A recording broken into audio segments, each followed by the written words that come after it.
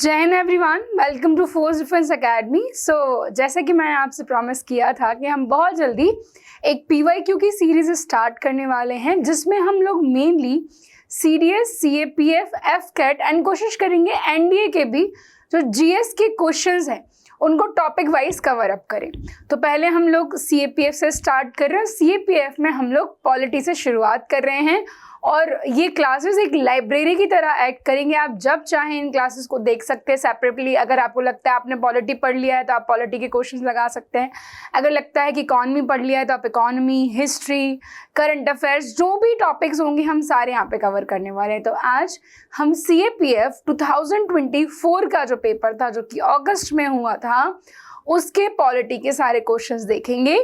इसमें मैंने एक इनोवेशन भी किया है। हम लोग साथ ही साथ उन्हीं पर्टिकुलर टॉपिक्स को ट्विस्ट करके जो यूपीएससी क्वेश्चन बनाता है उस तरीके के क्वेश्चंस भी आपको लास्ट में देखने को मिलेंगे।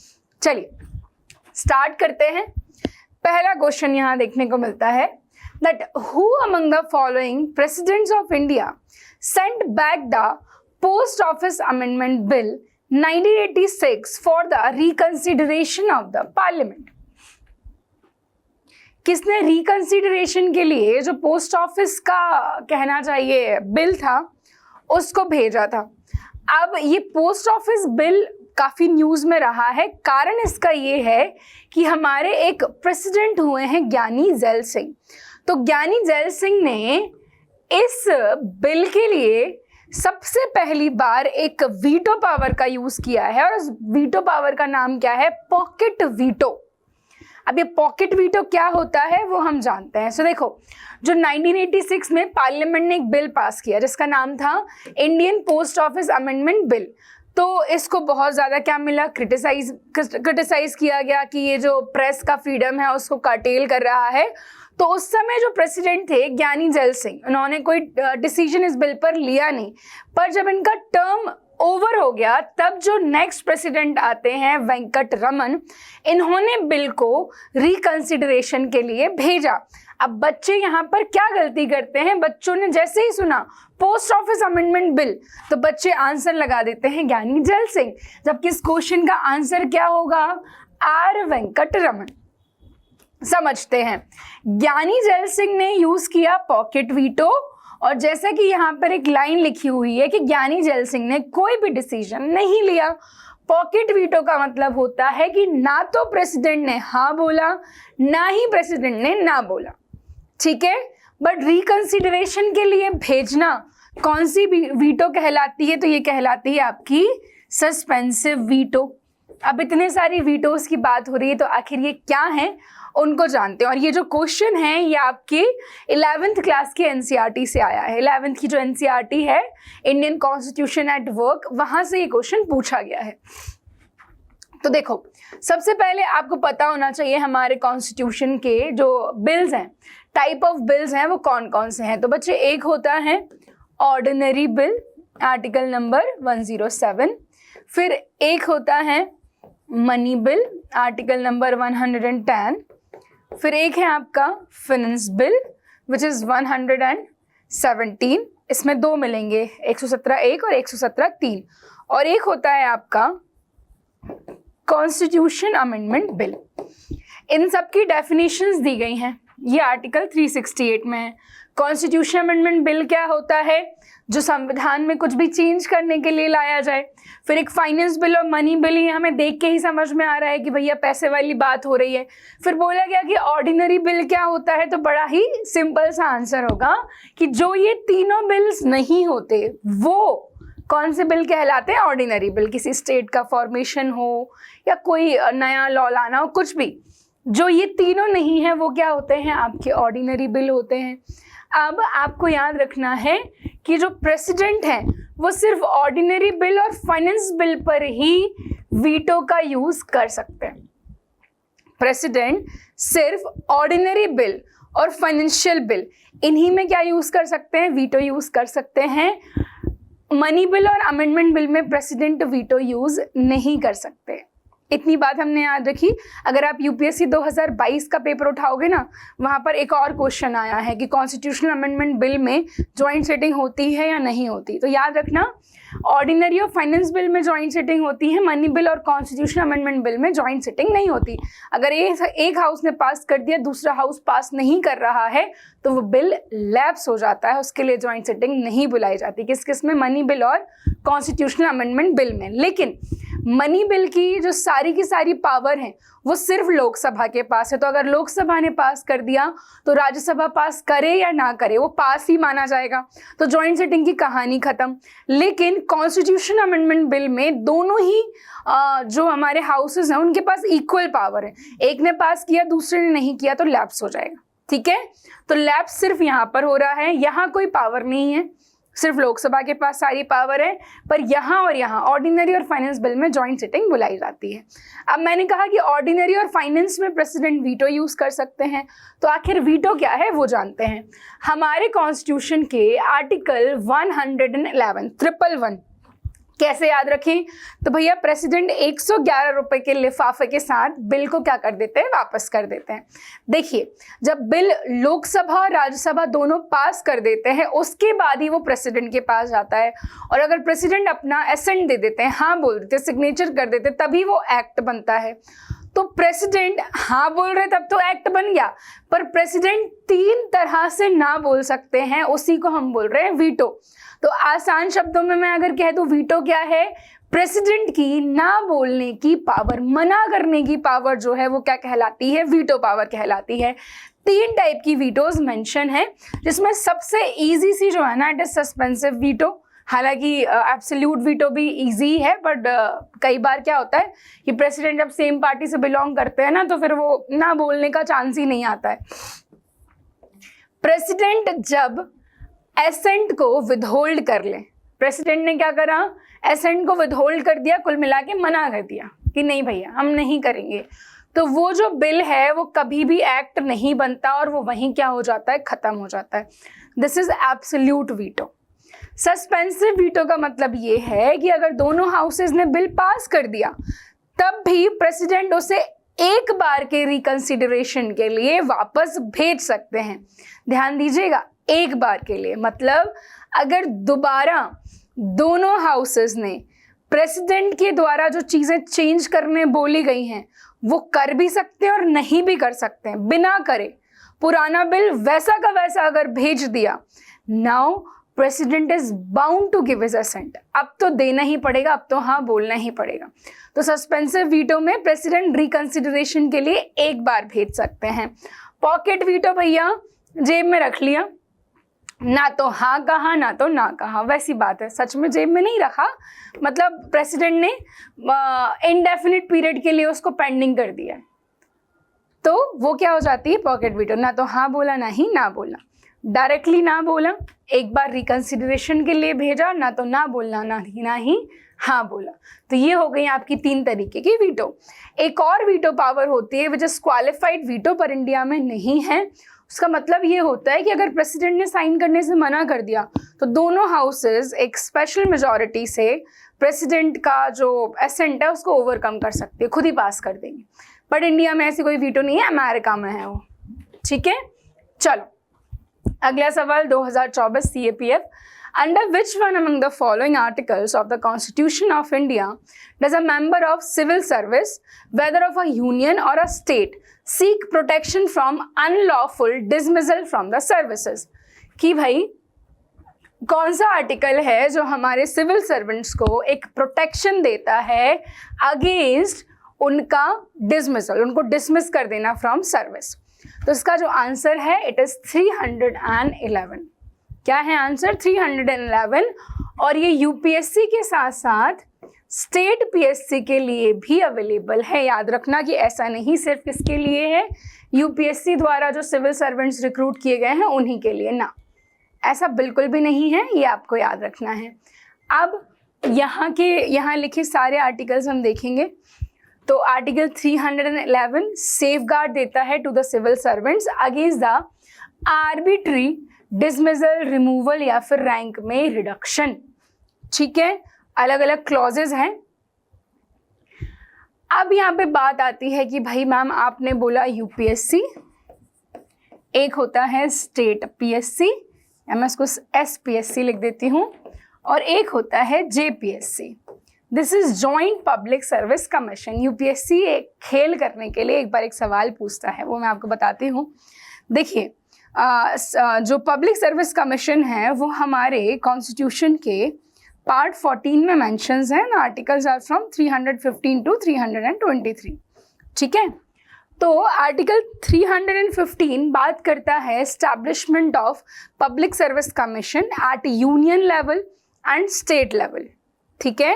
पर साथ ही साथ में 315 का जो बी सब क्लॉज है वो ये बोल रहा है कि अगर 2 या 2 से ज़्यादा स्टेट्स चाहें, अगर वो ऐसा लॉ पास करते हैं और पार्लियामेंट से रिक्वेस्ट करते हैं कि भाई हमारे लिए ना एक कॉमन आप पब्लिक सर्विस कमीशन बना दो, जिसे हम जॉइंट पब्लिक सर्विस कमीशन कहेंगे, तो parliament by an act, parliament एक बिल ला करके एक्ट बना करके जॉइंट पब्लिक सर्विस कमीशन बना सकता है। अब मैं आपको क्वेश्चन बताती हूँ, यूपीएससी ने क्वेश्चन पूछा, पहला statement, Union Public Service Commission and State Public Service Commissions are constitutional bodies under Article 315A, right है। Second, Joint Public Service Commission is a constitutional body under Article 315B। आप बोलोगे ma'am बिल्कुल सही है, 315B जो है ना उसमें लिखा हुआ है कि जेपीएससी होगा, पार्लियामेंट बना सकता है, पर पार्लियामेंट बना सकता है, होगा ही, बनेगा ही, ये पावर कॉन्स्टिट्यूशन नहीं दे रहा। सेम एज यूपीएससी और स्टेट पीएससी, वो क्या बोल रहा है, parliament by an act. Simply आपको याद रखना है कि जब पार्लियामेंट कोई एक्ट पास करके किसी बॉडी को स्टैब्लिश करता है तो वो बॉडी स्टैट्यूटरी बॉडी कहलाती है, ना कि कॉन्स्टिट्यूशनल। इसका मतलब ये है जो जॉइंट पब्लिक सर्विस कमीशन है वो कैसी बॉडी हो गई, स्टैट्यूटरी, ठीक है। ये हो गया 315। 16 is appointment and term of office of members of UPSC and state PSC. तो जी अपॉइंटमेंट की अगर बात करें, हम लोग प्रेसिडेंट करते हैं in case of UPSC and joint public service commission, but state PSC में जो अपॉइंटमेंट है वो गवर्नर करते हैं। रिमूवल प्रेसिडेंट ने अपॉइंट किया है भाई, पर याद रखिएगा स्टेट पीएससी में अपॉइंट तो गवर्नर ने कर दिया, पर गवर्नर रिमूव नहीं कर सकता, रिमूवल तीनों का ही प्रेसिडेंट कर सकते हैं, ठीक है। इसके बाद 318 में conditions of service member and staff commission, और याद रखिएगा यूपीएससी या किसी भी स्टेट पब्लिक सर्विस कमीशन का मेंबर बनने के लिए कोई क्वालिफिकेशन रिक्वायर्ड नहीं है, बस इतना लिखा हुआ है कि जितने भी मेंबर होंगे, प्रेसिडेंट टाइम टू टाइम बताएंगे कितने मेंबर होना चाहिए, उनमें से जो 50% मेंबर्स हैं एटलीस्ट उन्होंने 10 सालों तक सेंट्रल गवर्नमेंट या स्टेट गवर्नमेंट के अंडर काम किया हो, भले ही वो सरकारी टीचर रहा हो, बैंक में रहा हो, कोई भी रहा हो, पर 10 साल तक सरकार के साथ काम किया हो, उतनी सी क्वालिफिकेशन है बस।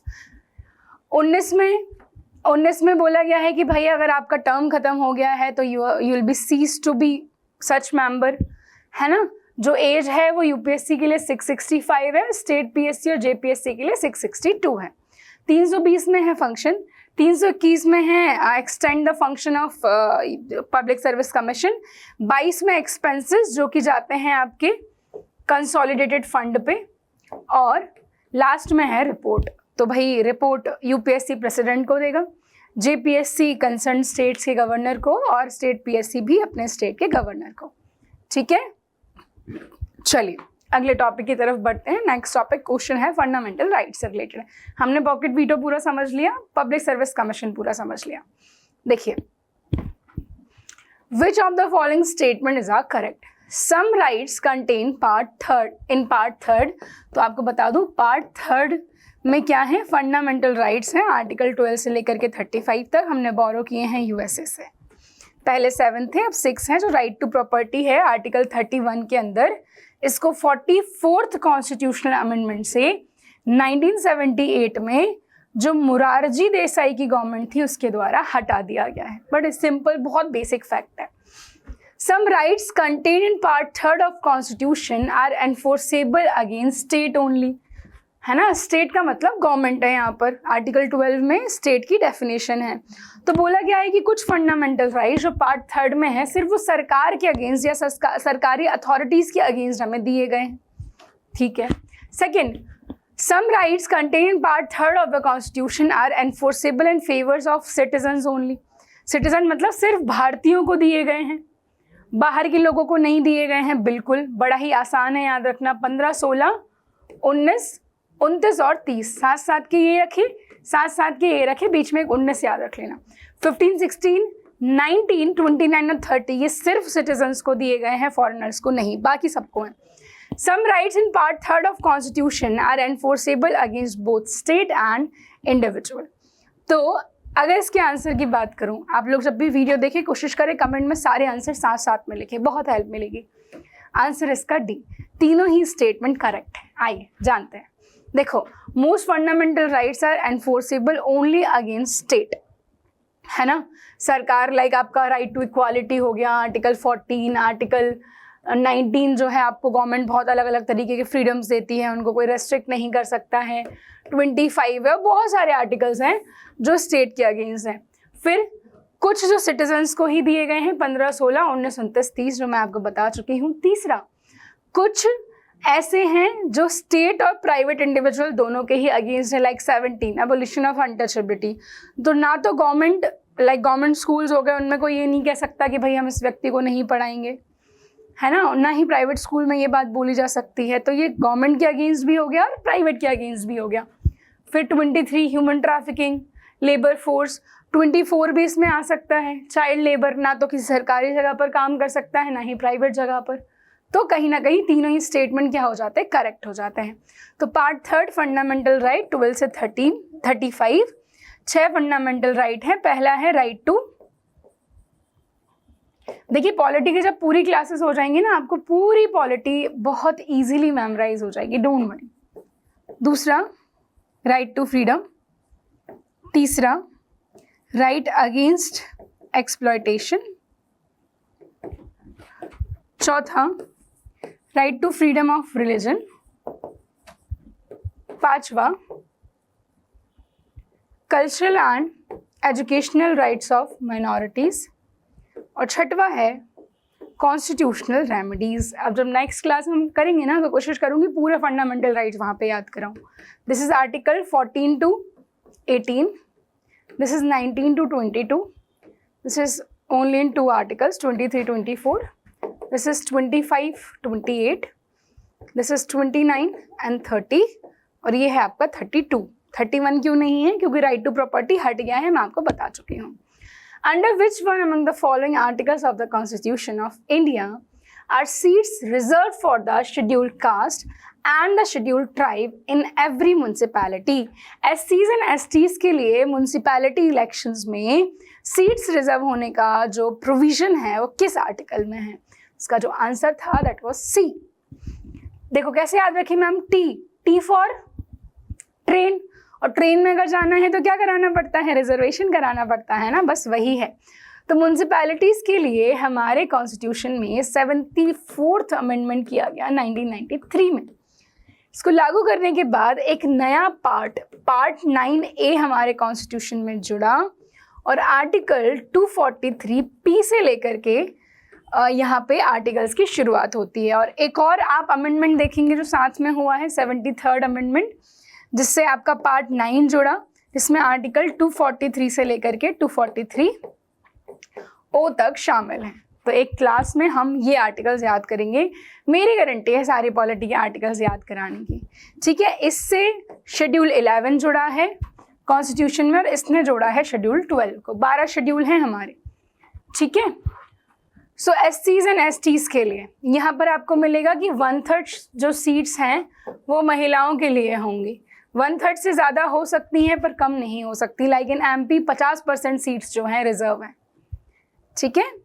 This article also allows reservation seats for women including SC/ST women and municipalities. चलो, सो ये वो क्वेश्चंस थे जो आपके एग्जाम में आए हुए हैं, CAPF 2024 आप पेपर देख सकते हैं।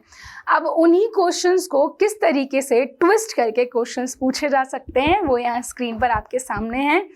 आप कोशिश करें कि वीडियो में आंसर जो है ज़रूर डालें ताकि मैं देख सकूं कि आपको कितना समझ आ रहा है कितना नहीं। Under which type of veto can president of India withhold a bill pass by parliament without any time limit, बिना किसी लिमिट के, तो पॉकेट वीटो हो जाता है। सबसे पहली बार ज्ञानी जैल सिंह ने यूज किया था। प्रोटेक्शन टू सिविल सर्वेंट्स 311 हो जाता है। Fundamental rights enforceable against both the state and private individual, मैंने अभी बताया था आर्टिकल 17 एंड 23। जो सिटीजन्स के लिए अवेलेबल है सिर्फ वो 15, 16, 19, 29 and 30 and rest are available for all. President bill को रिटर्न करता है फॉर रिकंसिडरेशन, जिसको हम सस्पेंसिव वीटो बोलते हैं, पर सिर्फ एक बार ऐसा किया जा सकता है। आर्टिकल कौन सा है वीटो का? 111। Reservation of seats SC ST, T for train में रिजर्वेशन 243T। आर्टिकल 17 दोनों के अगेंस्ट अवेलेबल है, स्टेट भी और प्राइवेट भी। Arbitrary dismissal 311। Public service commission to conduct examination and advise on matter of recruitment, तो जहाँ पे हमने इसकी पावर्स पढ़ी थी ना 320 में, फंक्शंस यूपीएससी और स्टेट पब्लिक सर्विस कमीशन के, याद रखना इनका काम सिर्फ एग्जाम कंडक्ट कराना और advise on the matter of appointment, promotion या फिर जो प्रेसिडेंट कह दे वो, ये रिक्रूट नहीं करते हैं, ये याद रखना, ठीक है। So that's all for today. ये हमने CAPF 2024 के पॉलिटी के सारे क्वेश्चंस लगा लिए हैं। पास्ट 10 ईयर्स के हम लोग बनाएंगे, यानी कि 10 वीडियोस रहेंगी पॉलिटी की फॉर CAPF। सेम हम हिस्ट्री की बनाएंगे, सेम हम इकोनॉमी की बनाएंगे, ज्योग्राफी की बनाएंगे, साइंस की बनाएंगे, और यही हम CDS के साथ भी करेंगे, FCAT के साथ भी करेंगे। तो ये सीरीज़ आपको बहुत हेल्प करने वाली है। वीडियो अगर पसंद आई हो तो उसे लाइक करें, अपने उन सभी दोस्तों के साथ शेयर करें जो इस एग्ज़ाम की तैयारी कर रहे हैं। और अगर आपको पता नहीं है इस एग्ज़ाम के बारे में तो मैंने वीडियो ऑलरेडी अपलोड किया हुआ है, अगर आप एलिजिबल हैं तो डेफिनेटली इसकी तैयारी करें। हम लोग मिलेंगे नेक्स्ट वीडियो में, तब तक के लिए बाय बाय एंड जय हिंद।